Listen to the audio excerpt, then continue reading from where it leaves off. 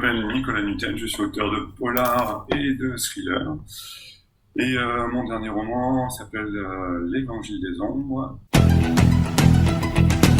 C'est l'histoire de Paul Sarda, donc un gendarme qui a un peu du mal à finir les fins de mois et qui est obligé de faire des heures sup dans une boîte de nuit à l'Arsenal. Cette partie de l'histoire se passe en 1987 dans le département des Hautes-Pyrénées.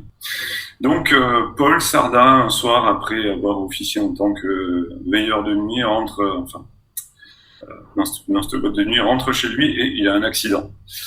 Et il percute quelque chose, on ne sait pas, en tous les cas, il perd connaissance pendant une vingtaine de minutes.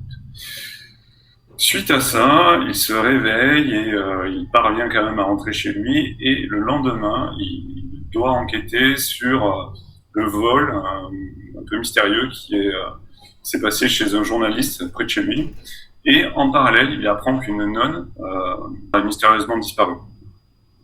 Fatalement, plus il va avancer dans ses enquêtes, plus les choses vont devenir étranges. Et 35 ans plus tard, on va suivre son fils, Raphaël, qui est devenu commandant de police à Paris et qui reçoit une lettre anonyme dans laquelle il y a une coupure de presse qui parle du village de son enfance et qui raconte qu'un mur du cimetière a été emporté par une crue centenale et qu'on en a découvert un cercueil d'enfants vide. Et dans cette lettre anonyme, il y a une petite note qui accompagne, sur laquelle il a marqué « Votre père savait ». Sauf qu'on ne sait pas quoi. Donc Raphaël va devoir revenir sur les terres de son enfance pour essayer de comprendre ce sur quoi son père travaillait à l'époque. Ah ben forcément beaucoup de joie, comme je le disais précédemment. En fait, être sélectionné cette année, alors moi j'ai la chance, c'est la deuxième fois que je suis sélectionné, très heureux. Mais en plus, quand on voit la sélection de cette année, il y a vraiment de quoi être, il y a de quoi être fier, hein, parce que être aux côtés de Bernard Minier, Céline Dangean.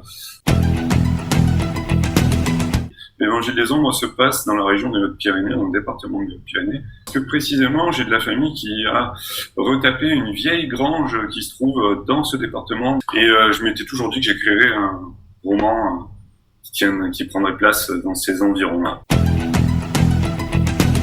Voilà, c'est une question piège. Pourquoi il mériterait de gagner? Ça va être au jury de le dire, ça, pas moi.